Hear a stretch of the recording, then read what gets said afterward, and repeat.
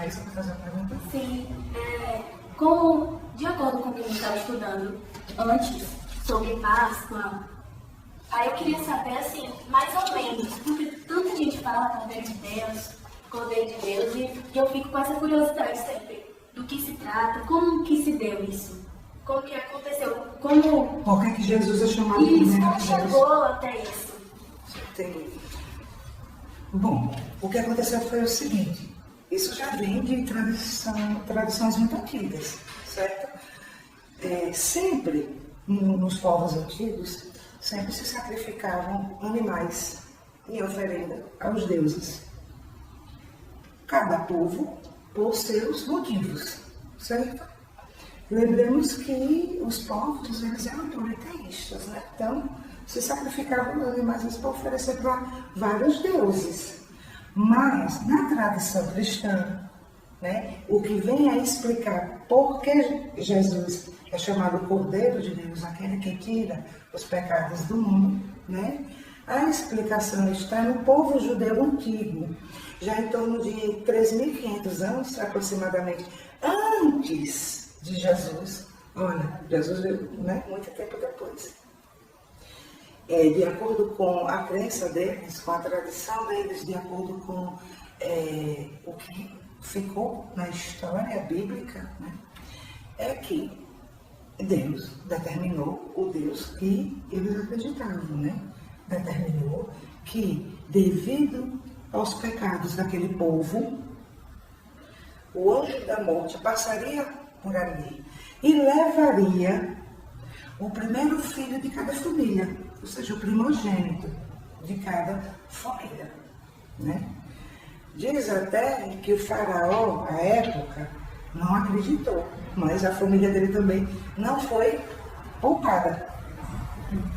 Ele se levou, diz que o anjo da morte também levou o seu filho, certo? Passado algum tempo, diz que Deus disse que basta isso, não vai se sacrificar mais vida humana. Em substituição à vida humana, sacrifica-se um cordeiro. Ocorre que o cordeiro tinha que ser macho, sem nenhuma mancha, perfeito, para poder ser, era assim, imaculado, era algo sem mancha, porque o pecado é uma mancha. Isso vinha da ideia já do pecado original de Adão e Eva, entendeu? E então, o que iria se oferecer teria que ser algo sem mancha, sem mácula nenhuma. Pois bem, inclusive, o faraó que não tinha acreditado na morte dos primogênitos, né? Com o anjo da morte tendo passado também por sua família, foi quando ele passou a acreditar e libertou o povo judeu da escravidão do Egito, que é dado o momento que se chama de Êxodo, quando Moisés conduziu o povo para a libertação. Aí começou-se o quê? Em memória a esse momento de libertação, a essa passagem da escravidão, ou seja, do sofrimento para a libertação, eles sacrificavam o cordeiro, né? E foi se chamado de Páscoa aqui na linguagem hebraica, na linguagem original, passar ou Pessah, P-E-S-S-A-C-H, ou P-A-S-S-A-C-H, de passagem, de sair da morte para a vida, da escravidão para a liberdade. Está dando para acompanhar? Então, muito tempo depois, séculos depois, com a chegada de Jesus, João Batista, quando estava batizando no rio, as pessoas avistou Jesus se aproximando e, devido ao conhecimento dessa tradição, disse, falando na minha linguagem, ficar descontraído, olha quem é que vem ali, eis o Cordeiro de Deus, aquele que vai tirar os pecados do mundo. Deu para entender isso? Mas nós sabemos a história de Jesus, não é? Quando ele foi perseguido, Jesus foi reconhecido sua importância, digamos assim, pela própria igreja, tempos depois que ele foi crucificado. E então, por analogia, pegou-se essa tradição e foi transferido para Jesus. Lembra que o cordeiro tinha que ser macho, sem nenhuma mancha, sem nenhum pecado. Então passou a ser considerado Jesus, esse sim, aquele que veio anunciar o Deus de amor e a vida eterna, que veio anunciar a salvação. E então diz que ele ofereceu seu corpo e verteu seu sangue, poupando as nossas vidas.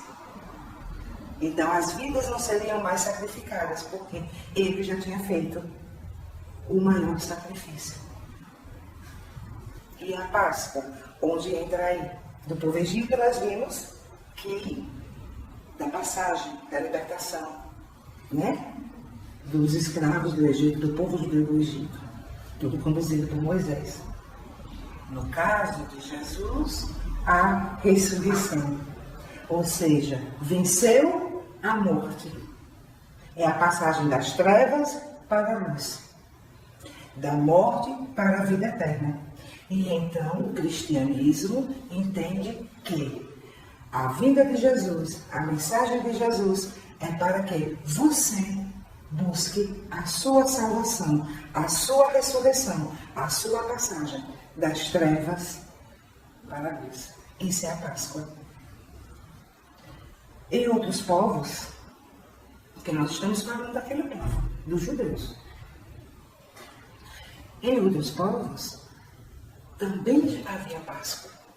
E a gente vai ver na história que praticamente as crenças eram bastante similares, embora tudo destinado a deuses diferentes. Entendeu? E então tinha a oferenda à deusa da primavera. Porque a essa época da Páscoa, no hemisfério norte, se dava o equinócio de primavera. Então, entre os gregos, a deusa da primavera é Perséfone. E Perséfone é representada numa imagem com um ovo na mão e um coelho todo feliz, olhando para ela, e ela olhando para o coelho próximo aos pés dela. O ovo na mão simboliza a vida, é o germe da vida, tudo existe ali. E eles acreditavam que o mundo surgiu de um ovo. Então, entre eles, se ofereciam uns aos outros ovos de galinha ou de codorna, que se pintavam, era todo coloridozinho, e quando uma pessoa presenteava a outra com um ovo desse, estava desejando vida. O coelho significa fertilidade. Todo mundo sabe, gente, que coelho não planta ovo. O coelho não é o símbolo do ovo. São dois símbolos. O ovo e o coelho. A vida e a fertilidade, a alegria. E a alegria se dá com o renascimento. De se tornar uma nova pessoa. Como as estações. Era que a estação primavera representava vida nova, novas flores, novos frutos. Como disse Chico Xavier, na infinita ambição do recomeço. Compreende? Aí, e de onde surgiu então o ovo de chocolate? Pega no desejo, né? Porque tem uns que oferecem mais ovo de galinha. Salvo engano, agora eu não lembro assim com certeza, mas, salvo engano, foi no século IX, na França, que iguarias que foram chegando à Europa, certo? E que foram provadas e super aprovadas, né? E se disse, peraí, vamos experimentar. Tornar a coisa mais agradável, não fazer ovos de chocolate. E assim se deu. E assim permaneceu até hoje. Agora a gente poderia até extrair uma reflexão disso tudo. Vamos? Sim. Vamos? Tanto da tradição judaica quanto dessa tradição grega. Páscoa. De um lado, passagem, travessia, libertação, a saída das trevas para a luz. Do outro lado, a mesma coisa, a saída do inverno para a primavera. O inverno simboliza as trevas, a primavera, a luz, a nova era, o recomeço. Então, de alguma forma, está tudo interligado. E aí diz assim, Angélica, então a gente não precisa acreditar na Páscoa como ressurreição de Jesus? Se em vários povos se comemorava da mesma forma, e muita gente que talvez não compreenda a profundidade da coisa e do que aquela informação faz no nosso inconsciente coletivo, acaba por perder um momento bastante significativo para uma alavancada nas nossas vidas. E então, Jesus, ele representa um arquétipo divino. Nós já conversamos outras vezes sobre os arquétipos, vamos conversar outras vezes. Mas que arquétipo divino é esse? Entendemos que é de vença o mundo, como ele mesmo disse, eu venci o mundo.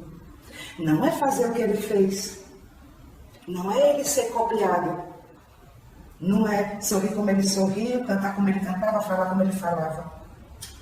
É você compreender a mensagem e tentar encontrá-la na sua vida.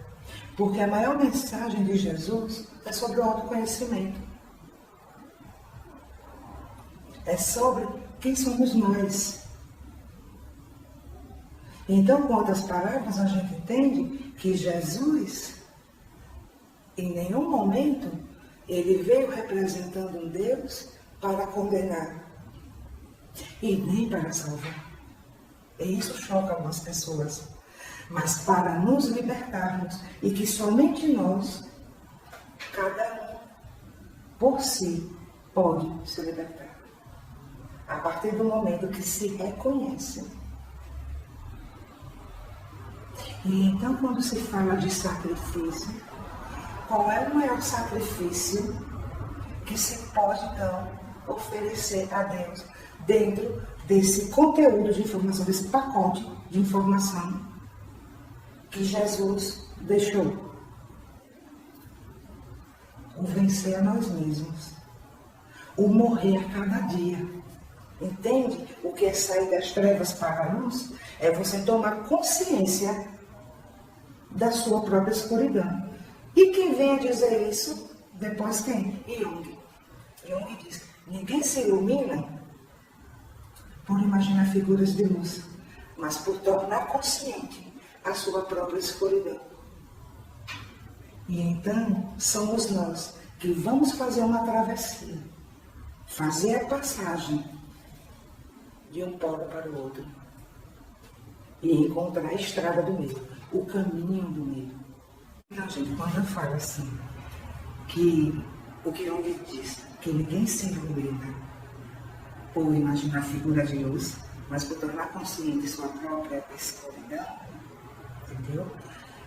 Não é no sentido que nós vimos há pouco do pecado, que se sacrificava os cordeiros, né, para a salvação dos nossos pecados, que tinha origem no pecado original.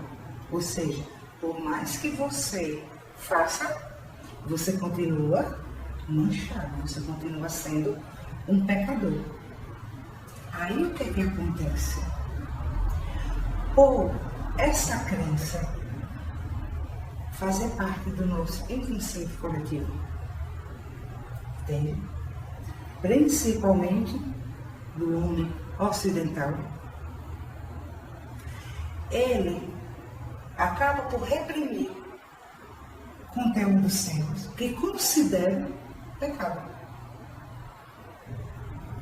Ao reprimir, se transforma em sombra, em escuridão. E é isso que Jung se refere, da gente tomar consciência desses conteúdos que nós vamos colocando, escondendo da sociedade e escondendo de nós mesmos. Porque muita gente se refere às nossas sombras como um conteúdo que não seria aceito socialmente. Mas antes de não ser aceito socialmente, eles não são aceitos por nós mesmos. E é por isso que a gente reprime. E então, quando diz assim, tomar consciência desses conteúdos, e a gente poder transitar entre os dois polos, a luz, que já possamos conhecer em nós, e esse conteúdo sombrio, não sombrio por ser ruim, mas por estar escondido. Inclusive, a sombra, ela não é só negativa. Não é só um conteúdo considerado por nós negativo e a gente reprime. Há também aquele positivo. Aquele que a gente não se sente capaz para determinadas coisas. Por exemplo, quando você às vezes admira muito uma pessoa, aquele conteúdo que você está admirando naquela pessoa, pelo fato de você admirar, pelo fato de ter chamado sua atenção, esse conteúdo existe em você. Está dando para compreender? Uhum. E então, a tarefa de Jesus aqui no mundo, o papel dele aqui no mundo, foi nos chamar para a consciência de que somos nós.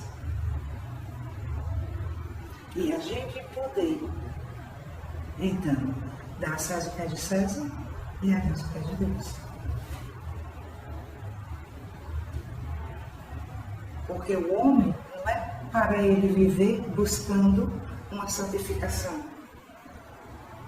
Antes de ser santo, nós precisamos primeiro nos reconhecer como humanos. E estamos falando santo só para a gente poder compreender o estágio de despertamento da consciência. Nem gosto de falar de evolução, mas de despertamento da consciência. E tanto é, a meu ver, isso, que foi por isso que Jesus veio e se mostrar igual a nós. Entende? Aí o que é que a gente compreende? Que o sacrifício dele, vamos já falar sobre o que é que significa sacrifício. O sacrifício dele não faz morte. Nem o tipo de morte caracteriza a missão, a tarefa, a importância. Porque a morte do corpo físico é um fato natural. Muitos cristãos foram crucificados depois. E somente muito tempo depois foi se dado o valor a Jesus. Como a igreja passou a dar de o enviado de Deus. Então, qual foi, falando no termo sacrifício, mesmo sem aceitarmos não, como é que fala? Mesmo sem ser essa nossa compreensão de sacrifício. Foi a vida dele, e não a morte. Porque o exemplo de Jesus está na vida, e não na morte. Então as pessoas se prendem ao processo da crucificação. E esquece de observar o teor da sua mensagem, que é o despertamento da nossa consciência para o Deus que habita no interior de cada um de nós, o Deus que está em tudo. Tanto é que ele diz, vós sois deuses. se quiser, podereis fazer coisas mais grandiosas que eu. Isso significa agora? Creio que não, porque entendemos o despertar da consciência como um processo, pouco a pouco, que vai se abrindo a nossa compreensão e o despertamento das potencialidades do nosso espírito. Será que nós daríamos conta de uma compreensão já bem ampla, de dimensões superiores? Não, nós vamos passo a passo despertando. Então, compreendendo. Quem fala nisso, Emmanuel fala do sacrifício e da preparação que teve de Jesus para descer a terra. Mas Ana Matias também fala no livro O Sublime Peregrino, ou pelo meio Ensino Mais, entendeu? Isso, que o maior sacrifício de Jesus foi ter vindo. Inclusive, Ramatiz diz assim, nem precisa ir tão longe. Basta qualquer um de nós que já tenha elevado um pouquinho seu nível de compreensão, ao retornar, já é necessário determinados ajustes. Já se encontra dificuldade, porque já está numa frequência um pouquinho mais elevada do que no momento comporta a frequência do planeta Terra. Entendeu? Então foi a vinda de Jesus e a vida dele que deve nos dar o exemplo de como a gente pode proceder, e repito o que eu dito antes, não é fazer o que ele fez. É pegar a mensagem e trazê-la para nós, e as mensagens dele todas metafóricas, e é preciso compreensão para trazê-la à nossa vida e despertar a nossa consciência. Tá certo, gente? E então, quando a gente fala assim, de tornar consciente a nossa escuridão, nós estamos dizendo que quando você transita entre o que você é conscientemente e o que você é inconscientemente, que é o conteúdo que você vai buscar conhecer, e que você une essas polaridades, e que você vai administrá-las, é quando você... Porque o que é se iluminar? Luz é consciência. Então essa é a mensagem de Jesus. Você ter consciência plena de você. Você ter consciência dos seus atos, dos seus pensamentos, atos e palavras. E não ser fruto de um conteúdo que você reprimiu por causa da concepção religiosa, por causa da crença religiosa que está impregnada no inconsciente coletivo, dizendo que é pecado. Deu para compreender isso, gente?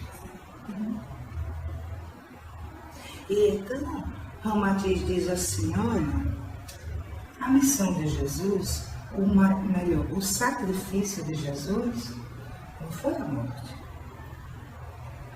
Foi a descida para a terra, foi a vinda. Só que a gente vai trabalhar já esse termo sacrifício, certo? Então Jesus se igualou a nós por compreender todo o processo desse despertamento para nos mostrar o caminho, dar luz aos nossos olhos. E então, quando se diz sou cristão, o ser cristão não é acreditar em Jesus. O ser cristão é compreender o teor da mensagem. Entende? Agora, isso depende com que olhar você vai ter a mensagem. Se você for com um olhar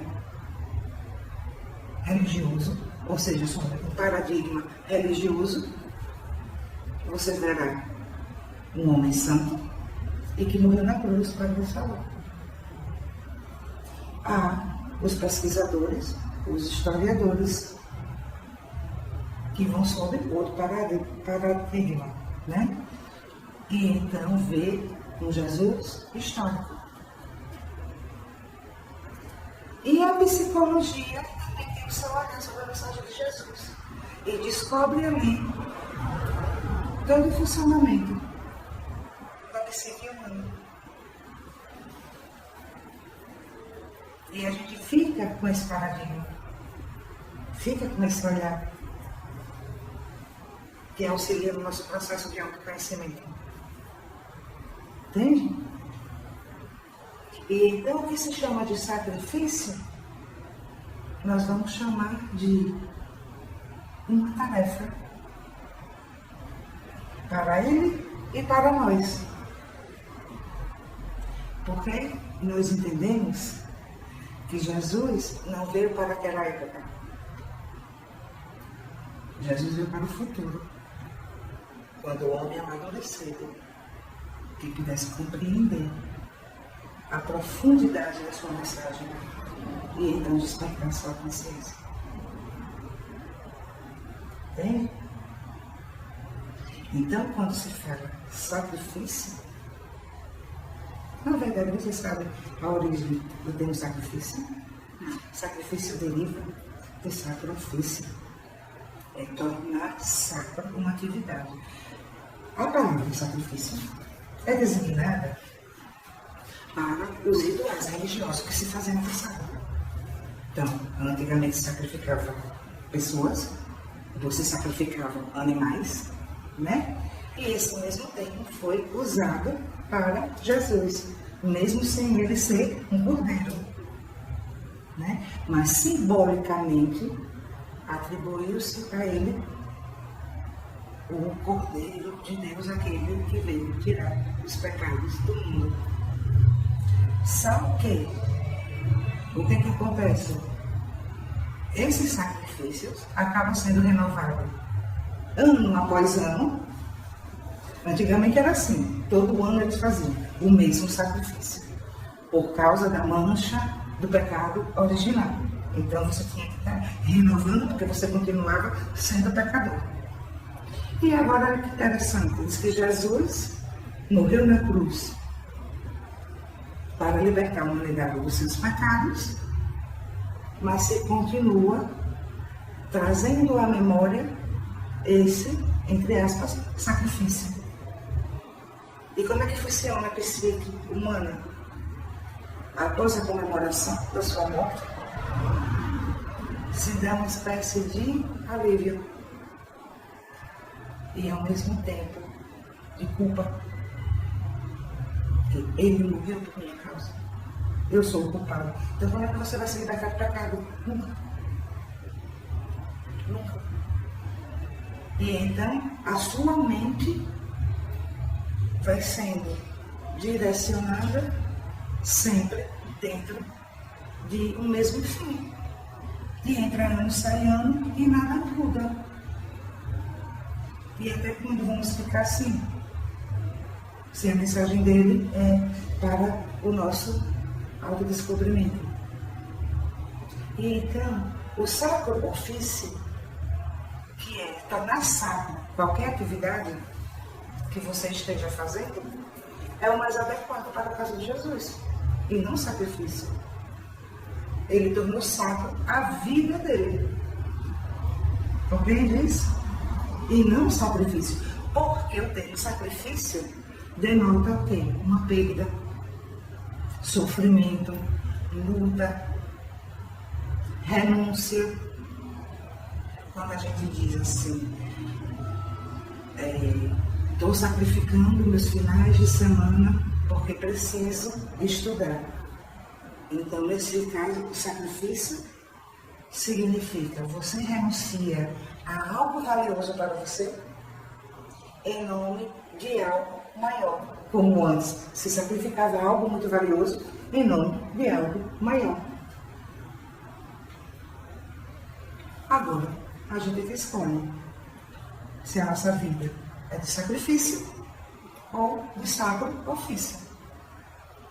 Porque se for de sacrifício, porque você tem que lutar, porque você tem que sofrer, porque você tem que pagar pelos seus erros, vai ser sua escolha, uma vida de luta e sofrimento. E você ainda tem que ser resignado diante do sofrimento. Mas se você torna sua vida, sacraliza sua vida, e o que você for exercer, seja lá o que for um sacro ofício, você encontra essa libertação. Agora vai ser a questão de paradigma. Então, o paradigma do sacrifício é material. É dado, é atribuído ao caráter religioso. Mas veja que ele é material. Porque quando diz assim, você tem que lutar, você tem que se matar de trabalhar, você tem que se sujeitar a tudo que seu marido lhe impôs. Um exemplo, você tem que ter uma vida regrada financeiramente. Está se dando valor ao quê? Não é o dinheiro. Porque se ele não fosse dado um valor exacerbado, nem se falava disso. Mas quando você exerce um sacro ofício, você pode ser pobre ou rico. Independe da sua condição. Mas o que você está fazendo e para que você está fazendo. Está dando para acompanhar, gente? Isso. Meio confusozinho. Né? Mas está dando para acompanhar? Aí nos parece, né? Observando assim, que o sacrifício ele está intimamente associado a um propósito existencial, a uma forma de viver. E não para se obter algo, porque o sacrifício que se era feito era para se obter algo, a salvação dos pecados.